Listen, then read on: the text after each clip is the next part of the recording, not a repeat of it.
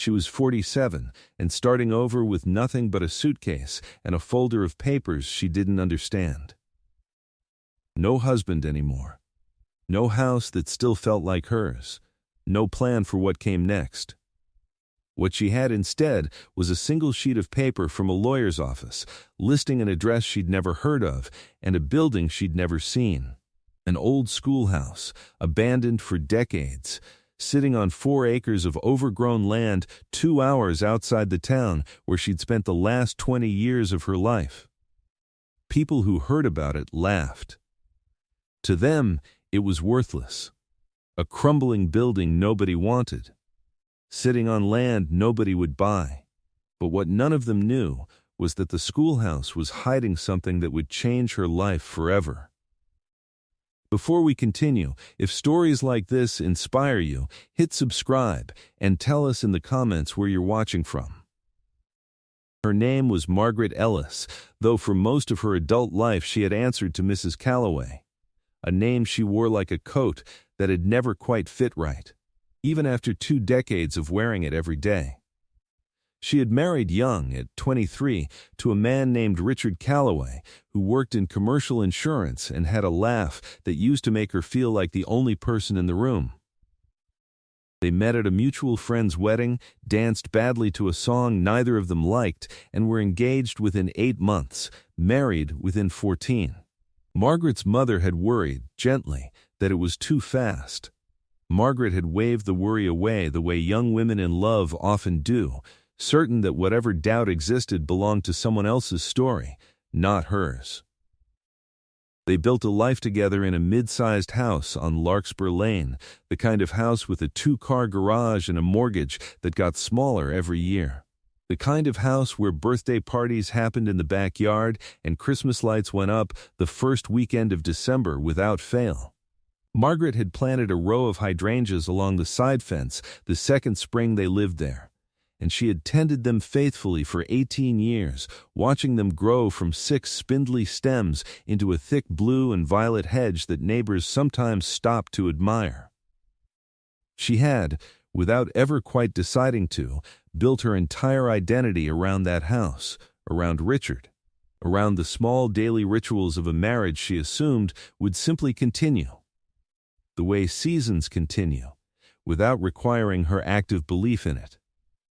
For a long time, it had been enough. For a long time, she had believed it would always be enough. The end had not come suddenly, though it felt that way when she tried to explain it to her sister on the phone. It had come slowly, in small absences she hadn't let herself notice, a missed anniversary dinner blamed on work, a phone that stayed face down on the counter, a distance in his voice that she told herself was just stress. There had been a business trip to Denver that ran 2 days longer than planned.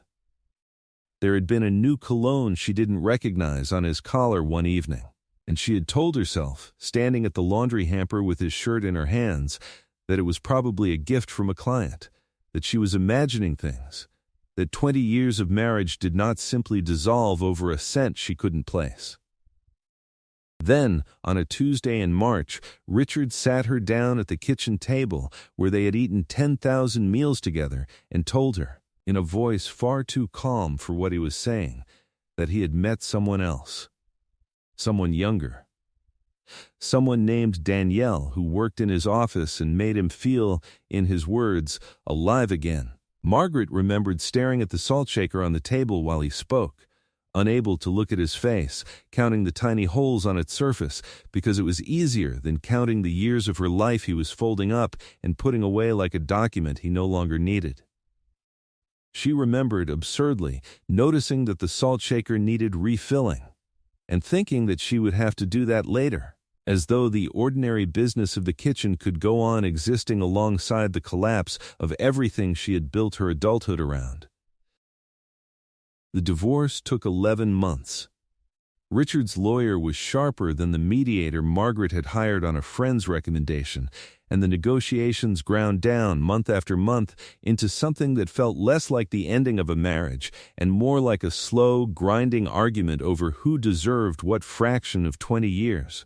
By the time it was final, Margaret was left with $312 in a checking account that had once been theirs and a storage unit full of furniture that no longer had a house to belong in. The house on Larkspur Lane went to Richard in the settlement. He had insisted through his lawyer that he'd put more into it, a claim about mortgage payments and renovations that ignored entirely the 18 years Margaret had spent keeping that house a home, the hydrangeas she'd planted, the meals she'd cooked, the small unpaid labor of a marriage no lawyer would ever think to itemize. She was too exhausted to fight it. She signed the papers on a rainy Thursday in a conference room that smelled of stale coffee, and walked out into the parking lot afterward and sat in her car for 40 minutes before she trusted herself to drive. She moved into a one-bedroom apartment above a dry cleaner in a part of town she barely recognized. The kind of apartment where the radiator clanked at night and the neighbors' arguments came through the walls like weather. The chemical smell of the dry cleaning machines drifted up through the floorboards most afternoons, and Margaret found herself in those early weeks standing at her small kitchen window at odd hours, looking down at a parking lot instead of a backyard, wondering how a life could be dismantled so thoroughly in less than a year. She was 47 years old, and for the first time since she was 22, she was entirely, completely alone.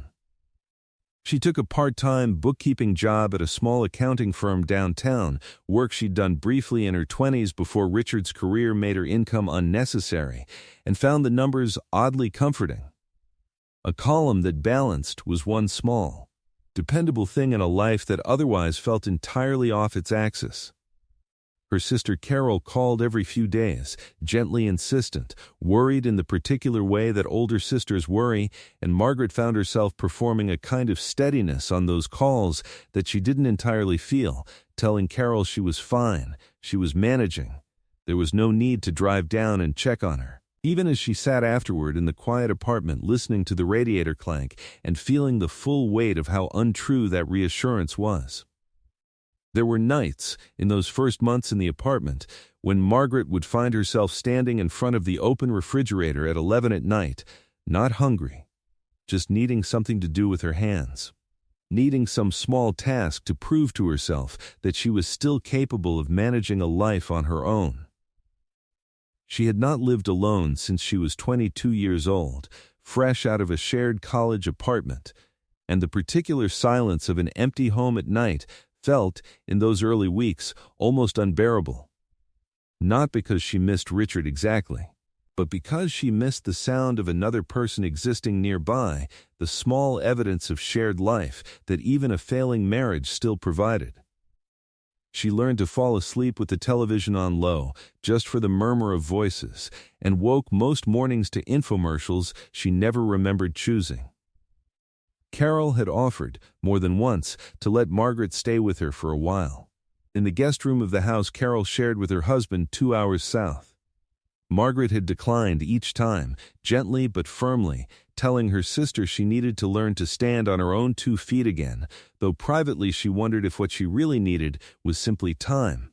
Time to stop flinching every time her phone buzzed, half expecting it to be Richard, though it never was anymore. Time to stop reaching, out of 20 years of habit, for a second coffee mug in the cabinet each morning before remembering there was no one left to pour it for. It was in this apartment, on a gray Thursday afternoon in early October, that she received a phone call from a lawyer's office she had never heard of, asking her to come in regarding the estate of a woman named Vera Hollis. Margaret had no memory of anyone by that name. When she asked the receptionist to spell it, hoping it would jog something loose in her memory, nothing came. She almost didn't go. She almost told them there had been some mistake, that they had the wrong Margaret Ellis, that whoever this woman was, she wasn't part of Margaret's story.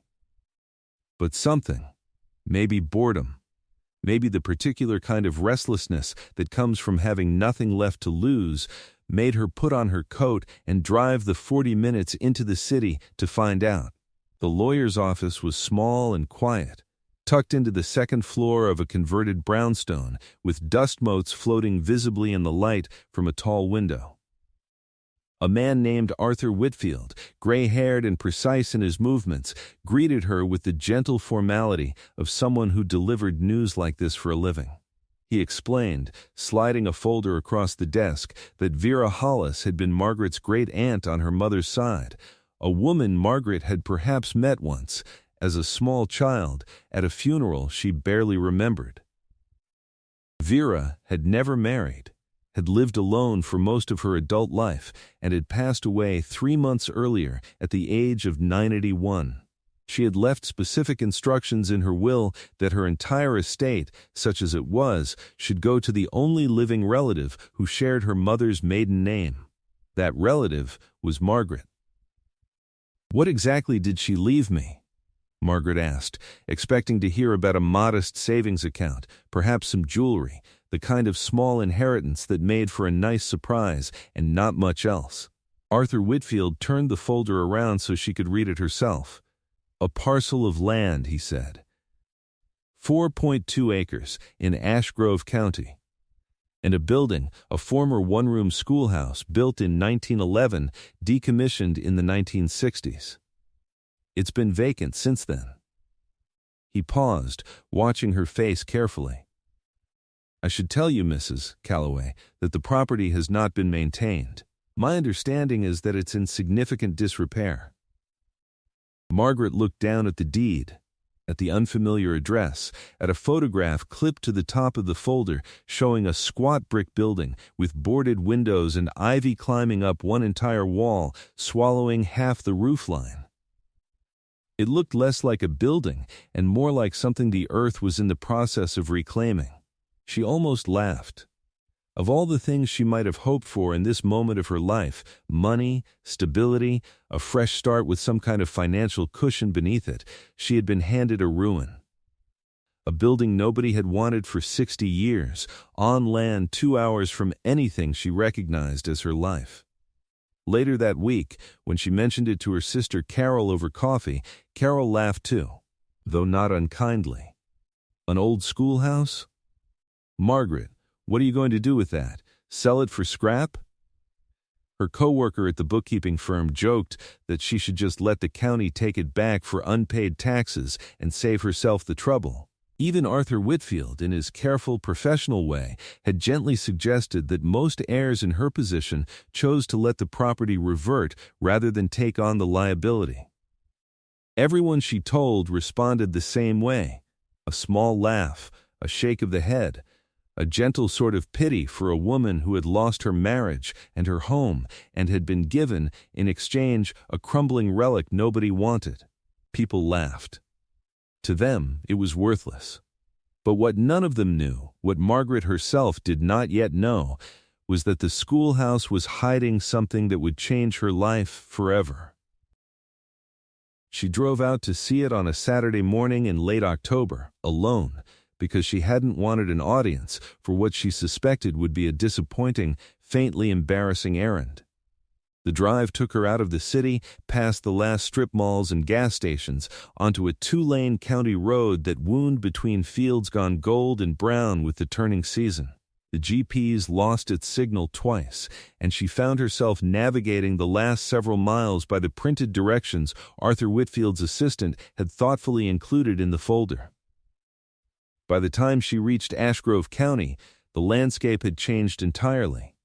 No more billboards, no more traffic lights, just long fences and the occasional farmhouse set far back from the road, smoke curling from a chimney here and there against a sky the color of dishwater. She passed a small white church, a feed store with a hand-painted sign, a single gas station with 2 pumps, and a hound dog sleeping in the doorway.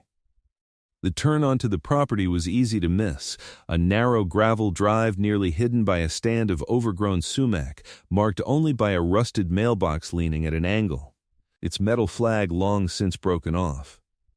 She turned in slowly, the car jostling over ruts that hadn't seen a grader in years, weeds scraping against the undercarriage, and there, at the end of the drive, sat the schoolhouse. It was smaller in person than she had imagined, and somehow larger too, the way old buildings often are, holding a kind of presence that photographs never quite capture. Red brick, softened with age to the color of dried blood, one wall nearly consumed by a decades-old climbing vine that had worked its tendrils into the mortar itself. The windows were boarded with gray, weathered plywood, though one board near the back had come loose and hung by a single nail, swinging faintly in the wind with a small, rhythmic creak. A bell tower, small and square, sat atop the roof, empty. Whatever bell had once hung there was long gone, leaving only a dark rectangular mouth where it used to be. The grass around the building had grown waist-high in places, gone to seed, and a single ancient oak stood sentinel near the front steps, its roots beginning to buckle the stone walkway leading to the door. She stood there for a long moment, just breathing it in, the cold air, the utter silence, the particular smell of wet leaves and old brick and distant wood smoke from some farmhouse she couldn't see. There was no sound at all except wind moving through dry grass, and somewhere far off a dog barking twice and then falling quiet. It was, she thought, the quietest place she had ever stood. She walked the perimeter slowly, her shoes soaking through in the tall wet grass, running her hand along the cold brick as she went, feeling the small variations in its surface, the places where mortar had crumbled and been swallowed by moss. She was still standing there, taking in the shape of the building against the gray sky, when a truck pulled up along the road and slowed. An older man leaned out the window, weathered, sun-browned face, a cap pulled low, the kind of face that belonged to someone who had lived his whole life within 20 miles of where he was born. He introduced himself as Hollis Pruitt, no relation to Vera as far as he knew, despite the shared name, though he said families around here had been tangled up with each other for so many generations that you could never be entirely sure. He'd farmed the land adjacent to the Schoolhouse property for 40 years, he told her, and had known old Vera Hollis a little, back when she still came out this way from time to time, before her health made the drive impossible. She used to walk the property line about once a year, he said, resting his forearm on the truck's window frame. Never went inside the building, though, not once, that I ever saw. Always just stood out front of it, like she was checking on something. Never went in. Margaret asked him why, and the old man shrugged, though something in his expression suggested he had a theory he wasn't fully willing to share. Some things aren't lost, he said finally, looking past her at the building instead of at her face. They're buried on purpose. He tipped his cap, said he hoped she had good luck with the place, and drove on, leaving her alone again with the wind and the leaning oak and the schoolhouse's dark boarded windows. She didn't go inside that day. The door was padlocked, rusted through, and she hadn't thought to bring tools. But she stood there a long while longer, running her palm along the cold brick near the entrance, feeling the grain of it beneath her fingers. And something about the stillness of the place settled into her in a way she couldn't explain. It didn't feel like a burden, the way everyone kept insisting it was. It felt, oddly, like a held breath, like something had been waiting, patiently, all this time.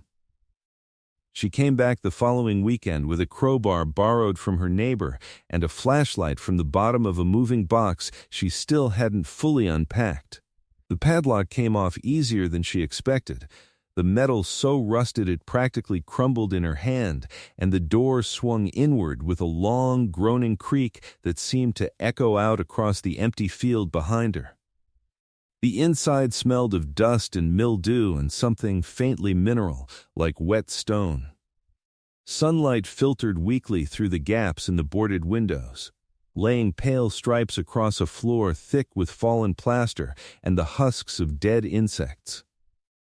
Rows of old desks, bolted in uneven lines, sat exactly where children had left them 60 years before, some tipped over, most simply frozen in place, as though the room had been abandoned mid-lesson and never disturbed since.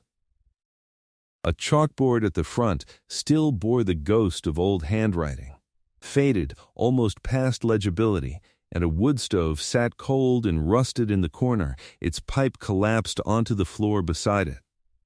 Cobwebs hung in thick gray sheets between the rafters, and somewhere above her a bird had built a nest in the exposed beams, long since abandoned, feathers and twigs scattered across a nearby desk like a small ruined monument. Margaret walked the room slowly, her flashlight beams sliding over the ruined desks, the collapsed shelving along one wall, the water-stained plaster ceiling sagging dangerously in one corner. It was, by any practical measure, a wreck, the kind of building a contractor would take one look at and recommend demolishing rather than restoring. And yet she found herself drawn deeper into it, toward a narrow door at the back of the room she hadn't noticed at first, half hidden behind a collapsed set of shelves. It led to a small storage room, barely more than a closet, empty except for a single wooden trunk pushed into the corner, its surface thick with dust and cobweb, its brass fittings gone green with age. It was locked, an old-fashioned clasp, rusted shut, with no visible keyhole for a key she wouldn't have had anyway. She knelt in front of it for a long moment before trying the crowbar. The clasp didn't move at first. She wedged the flat end of the bar beneath the metal hasp and pushed. Nothing. She pushed harder, felt the wood groan beneath the strain. Nothing. She adjusted her grip, braced her knee against the trunk's edge, and pulled with everything she had. Still nothing. She sat back on her heels, breathing hard, sweat beating at her hairline despite the cold. Her hands were shaking slightly, not from fear, exactly, but from something adjacent to it, some current of anticipation she didn't fully understand. She tried again. The hasp gave a fraction of an inch. She adjusted the angle, drove the crowbar in deeper, and pulled once more. This time, with a sharp crack that startled her badly enough to make her gasp, the rusted metal sheared away entirely, and the lid came loose in her hands. Inside, wrapped in a moth-eaten wool blanket that had once been blue, she found a bundle of papers, yellowed and brittle with age, tied together with a length of faded ribbon. Beneath them, a small leather-bound ledger, its cover cracked with age. And beneath that, a single black-and-white photograph, its edges curling, showing a young woman standing in front of the very schoolhouse Margaret now knelt inside. A woman with a familiar set to her jaw, a familiar tilt to her chin, though Margaret couldn't place why until she turned the photograph over and read the faded pencil inscription on the back. Eleanor Hollis, 1938. My mother. Margaret sat there a long moment in the dust and the cold, the photograph trembling slightly in her hand. She had never known her great-grandmother's name. No one in her family had ever spoken of her. Not her mother, not her grandmother, not anyone. And yet here she was, in a photograph hidden inside a locked trunk, inside an abandoned schoolhouse, 2 hours from everything Margaret had ever known. Waiting, it seemed almost impossible to think it, but the thought arrived anyway, waiting specifically for her. She untied the ribbon around the bundle of papers with careful, trembling fingers. They were letters, dozens of them, written in a looping, old-fashioned hand, dated across a span of nearly 15 years, from 1936 to 1951. She didn't read them all that day. The light was fading, and the cold had begun to seep into her bones in a way that made staying dangerous, but she read enough of the first letter to understand that Eleanor Hollis had taught in this very schoolhouse for over a decade, had raised a family in a small house that no longer stood on the property's northern edge, and had left behind, in her final years, a written record of a life Margaret had never known existed. A life that, impossibly, connected directly back to her. She carried the trunk out to her car that evening, wrapping it carefully in a blanket from the trunk, and drove home in the dark with her heart beating strangely. A mixture of grief and something that felt, against all reason, like hope. The restoration was not without its setbacks. In late November, a hard freeze cracked one of the old plumbing lines Margaret had been hoping to salvage rather than replace, flooding a section of the storage room floor and threatening the very trunk she'd only recently emptied. She stood in the doorway that morning, staring at the shallow pool of water spreading across the floorboards, and felt, for the first time since she'd started the project, a wave of something close to despair, the sense that she had taken on far more than a single woman with $312 and a part-time bookkeeping salary could realistically manage. She sat on the front steps in the cold for nearly 20 minutes that morning, her head in her hands, seriously considering, for the first time, whether Carol and Arthur Whitfield and everyone else who had gently doubted this project might have been right all along. It was Hollis Pruitt who found her there, driving past on his way to check a fence line, and who spent the rest of that day, without being asked, cutting out the damaged pipe section and running new line from a coil he happened to have in his truck bed. Always keep spare pipe. He told her, "Out here, you learn to keep spare everything." He didn't say much else about it, didn't make her feel foolish for the crack in her composure he'd clearly noticed, just handed her a thermos of coffee once the work was done, and told her the building had survived worse than a cracked pipe. And so had she. It was a small thing. In the end, a single afternoon of unglamorous repair work, but Margaret would remember it later as the moment she stopped thinking of the restoration as something she might fail at, and started thinking of it as something that simply had to be finished, one problem at a time. The way Eleanor herself must have solved 1,000 small problems in this same building 60 years earlier. Over the following weeks, Margaret found herself returning to the schoolhouse every weekend, then every few days, then, by December, almost daily, driving the 2 hours out and back as though pulled by some current she couldn't quite name. Her boss at the bookkeeping firm, a kind but businesslike woman named Diane, agreed to let her shift her hours to 3 long days a week instead of 5 shorter ones, and Margaret spent the freed-up days out at Ashgrove County, her car eventually accumulating enough miles that Carol started teasing her about needing a second vehicle. She read every letter in the trunk, several of them twice, piecing together a portrait of a woman who had, in her own quiet way, built something extraordinary out of very little. Eleanor Hollis had come to Ashgrove County as a young widow with 2 small children and almost no money, had taken the teaching position at the one-room schoolhouse because it was the only work available to a woman in her circumstances, and had spent the next 15 years not just teaching the county's children their letters and numbers, but slowly, patiently, turning the schoolhouse into something more. A place where families gathered for harvest suppers, where a lending library grew shelf by shelf out of donated books, where, according to one letter, she had taught herself carpentry well enough to build half the shelving in the building with her own hands. Because a woman alone cannot always wait for someone else to build what she needs. One letter, dated the winter of 1943, described a blizzard so severe that 6 of Eleanor's students had been unable to get home for 3 days, and how she had kept them fed and warm in the schoolhouse using nothing but the wood stove, a sack of potatoes from her own root cellar, and blankets she'd sewn herself from flour sacks. Another, dated 1946, described her negotiating with the county school board in a tone that made Margaret smile, equal parts polite and utterly immovable, to secure funding for the county's first traveling medical clinic. A fight she apparently won only after threatening, gently, to write a letter to the regional newspaper about the board's priorities. Margaret read these letters at her kitchen table late into the night. A woman she had never known slowly becoming as vivid to her as anyone in her own life, more vivid, in some ways, than the marriage she had just spent 11 months dismantling in a lawyer's conference room. The ledger, once Margaret worked through its faded columns, turned out to be a record of the small mutual aid fund Eleanor had run out of the schoolhouse for years.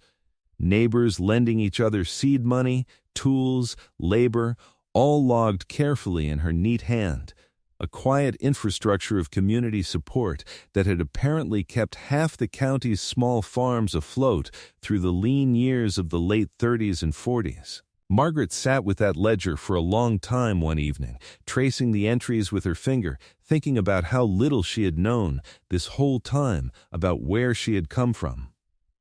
She began, without entirely deciding to, restoring the building. It started small. She cleared the fallen plaster from the main room herself, sweeping it into trash bags she hauled to her car trunkload by trunkload, her back aching for days afterward in a way that felt, strangely, satisfying. She pried the boards off the windows one by one, letting real daylight into the room for the first time in decades, and stood there each time blinking against the sudden brightness, watching dust motes swirl in shafts of sun. She learned, from a stack of library books and a great deal of trial and error, how to patch plaster, how to sand a floor by hand, how to identify which of the old desks could be saved and which had rotted past repair. Her hands, soft from years of office work and housework, blistered and then calloused, and she found herself oddly proud of the new roughness of her palms, evidence of something being built rather than something ending. She was not alone in this for long. Hollis Pruitt, the farmer from the neighboring property, began stopping by every week or two, at first just to check on her, making sure you haven't fallen through a floorboard out here alone, he said the first time, and then, gradually, to help. He brought over a chainsaw one Saturday to clear the worst of the overgrowth around the building's foundation, refusing payment with a wave of his weathered hand. He showed her how to identify which sections of the roof needed replacing and which could be patched, walking the shingles with a steadiness that made Margaret nervous watching from the ground below. Building something isn't about rushing, he told her once, watching her sand down a section of window frame with far more care than speed. It's about patience. You rush it, it shows. Every time. Others came too, in the slow, unhurried way that word travels in a small county.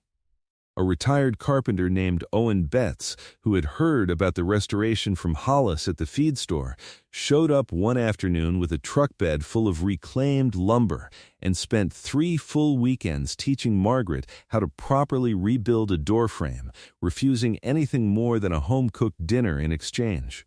Owen had a habit of humming old hymns under his breath while he worked, and Margaret found the sound oddly comforting, a kind of steady background music to the slow work of rebuilding. He taught her how to read the grain of a board before cutting it, how to true a warped frame with nothing but patience and a few carefully placed shims, how to sand a surface until it felt, under her palm, like something new rather than something merely repaired.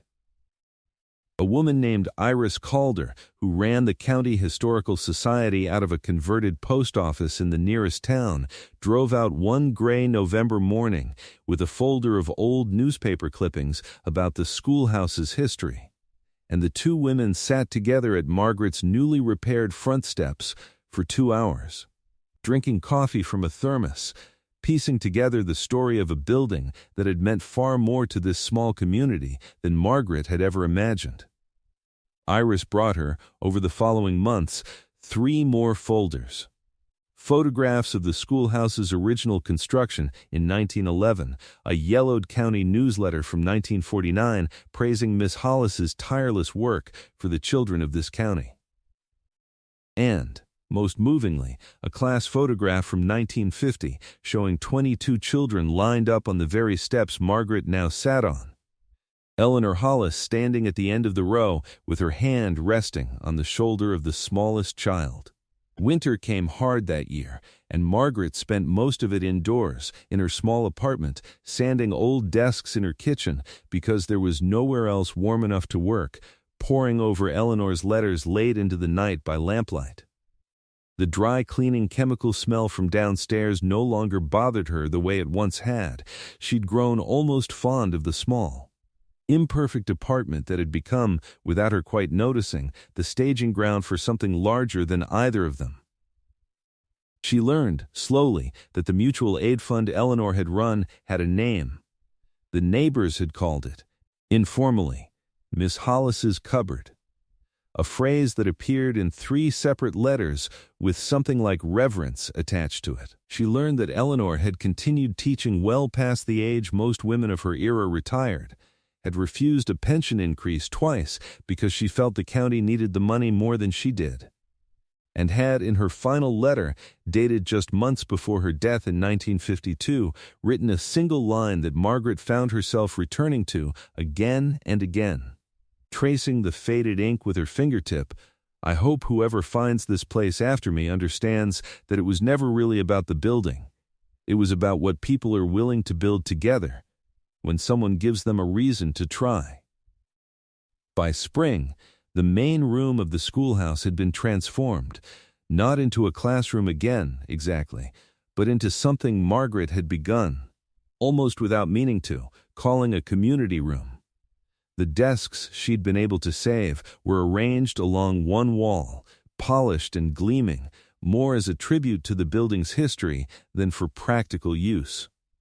The shelving Eleanor had built with her own hands, badly warped in places but structurally sound, had been repaired plank by plank and filled again with donated books. The beginning of a new lending library, Iris Calder had put out a call through the Historical Society newsletter, and within a month, nearly 400 books had arrived, some of them left anonymously on the front steps with handwritten notes tucked inside. The old chalkboard had been cleaned and restored, and on it, in Margaret's own handwriting now, sat a single line she'd copied directly from Eleanor's final letter, left there not as decoration but as something closer to a promise. Margaret found, too, that the ledger held more than a record of loans repaid and favors extended. Tucked into its back pages, folded small enough that she'd nearly missed them the first time through, were 3 additional letters. These ones addressed not to Eleanor, but from families thanking her, written in the plain, unpracticed hand of people unaccustomed to putting gratitude on paper. One, from a family named Ostrander, thanked Eleanor for the seed money that saved our South Field, signed simply with a debt we can never fully repay, only pass on. Another, water-stained and partially illegible, mentioned a difficult birth, a midwife's fee Eleanor had quietly covered, and a baby, unnamed in the letter, though Margaret would later learn from Patricia that the child had grown up to become the county's first female physician who would not be here without Miss Hollis's cupboard.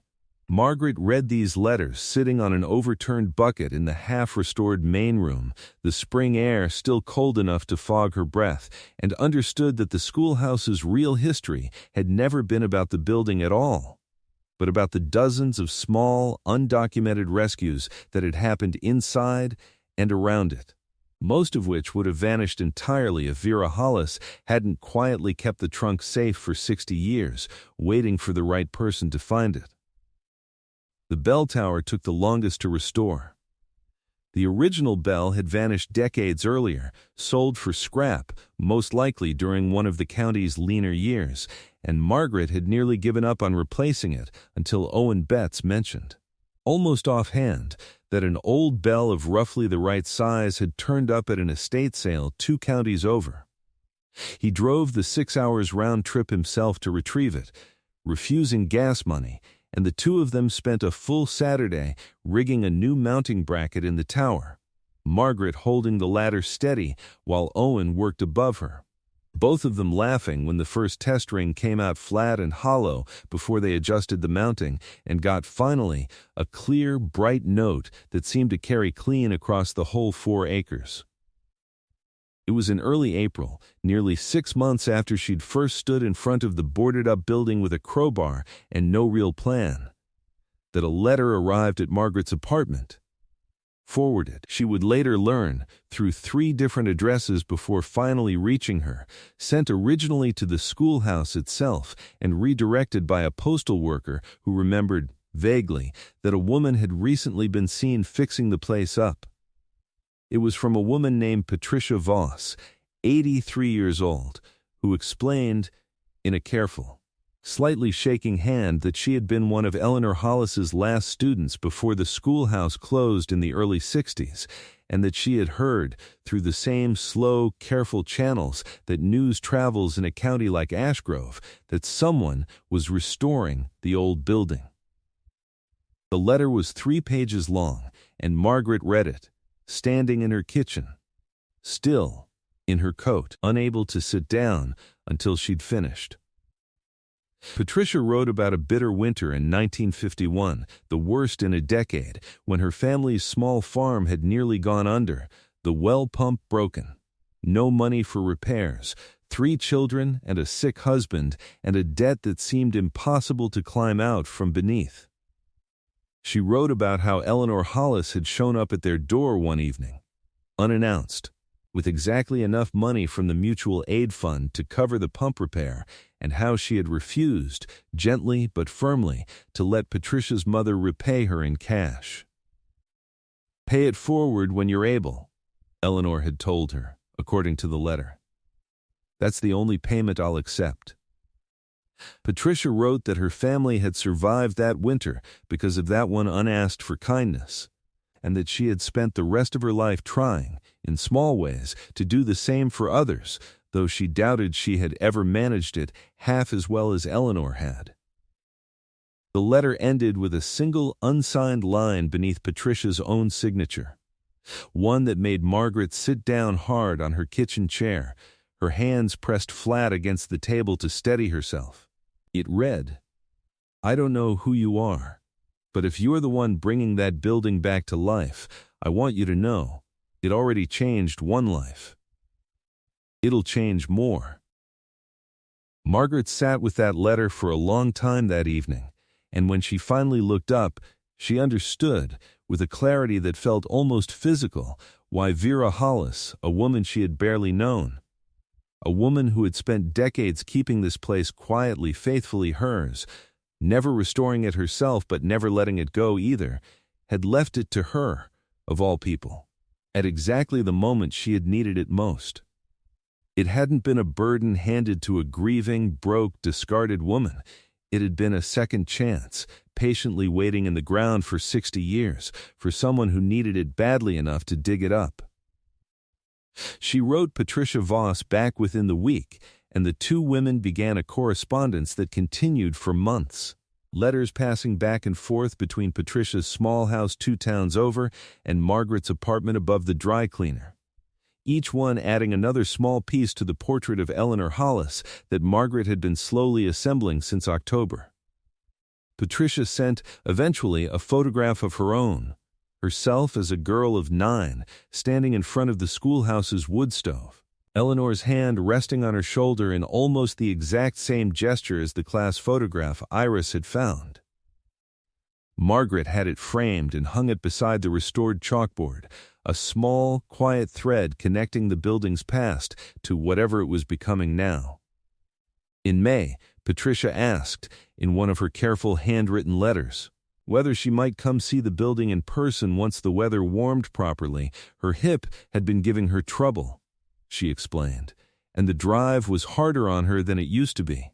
But she wanted, more than almost anything else at her age, to stand once more in the room where she'd learned her letters. Margaret drove out to collect her personally on a bright Saturday in early June, and the 2 of them made the trip back to Ashgrove County together, Patricia narrating the changed landscape the entire way. A diner that used to stand where a gas station now sat. A family farm that had long since been sold and subdivided. A covered bridge that had washed out in a flood decades earlier and never been rebuilt. When they finally turned down the gravel drive, Patricia went quiet for the first time all morning. Margaret helped her out of the car and up the newly repaired front steps, one slow step at a time, and stood back as the older woman crossed the threshold into the main room, her hand trailing along the restored desks as though she could still feel, beneath the fresh varnish, the particular grain of wood she'd sat behind as a girl of 9.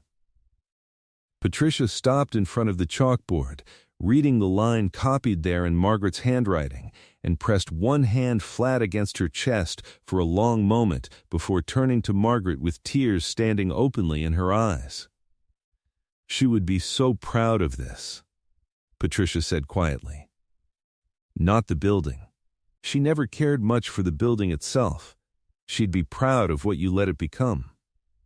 It was, Margaret would think later, one of the truest things anyone had said to her in the entire year since Richard had told her about Danielle across their kitchen table, a reminder that the value of anything, a marriage, a building, a life, was never really in the structure of it, but in what people were willing to build inside it.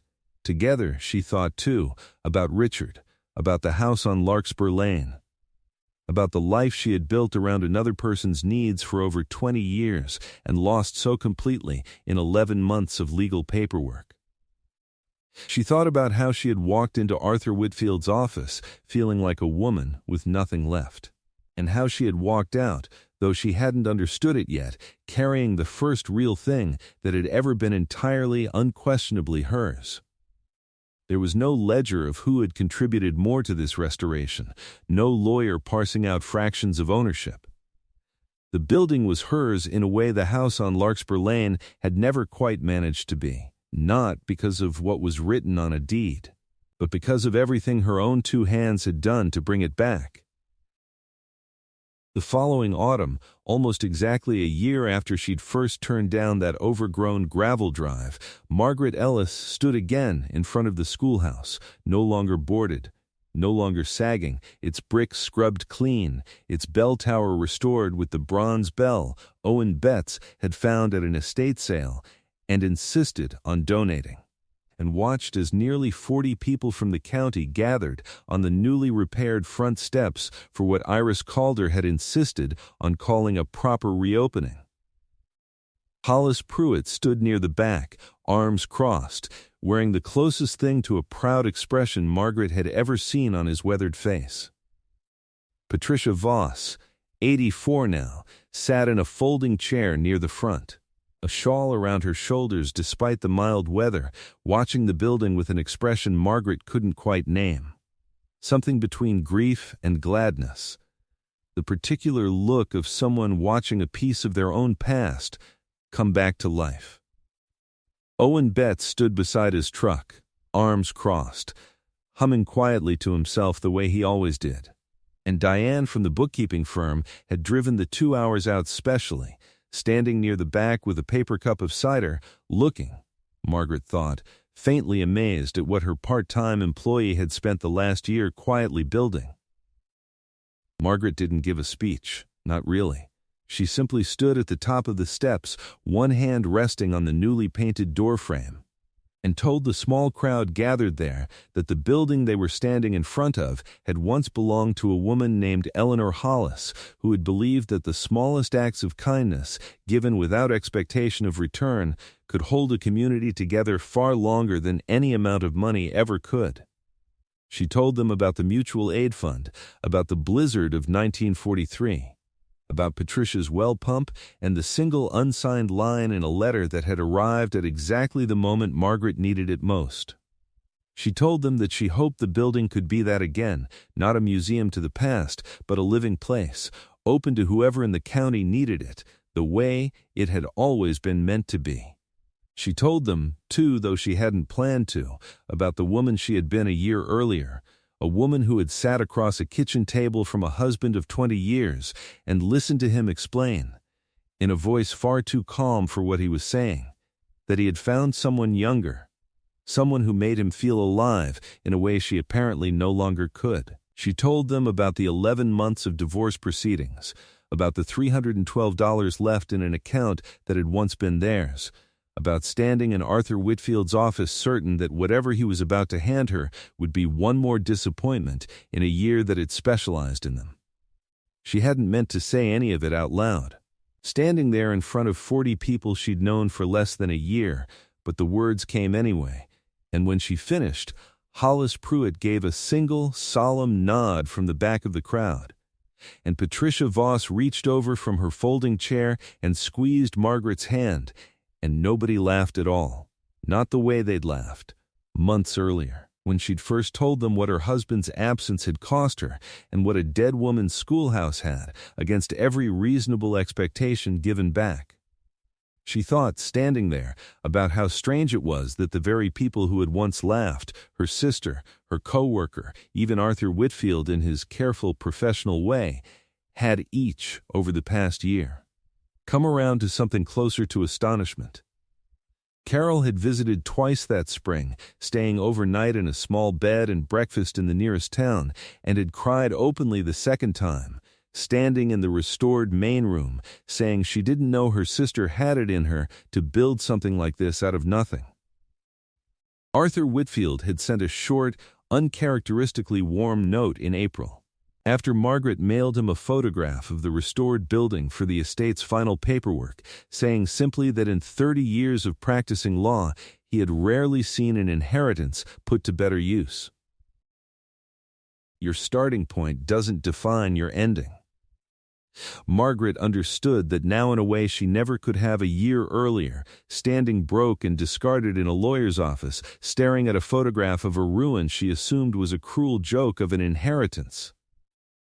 Sometimes what feels like the smallest, most worthless gift turns out to be the one that saves you, not because of what it's worth, but because of what it asks you to become in order to claim it. If this story inspired you, subscribe to the channel and share in the comments. What's something difficult you've built in your own life? Something no one else believed was worth the effort?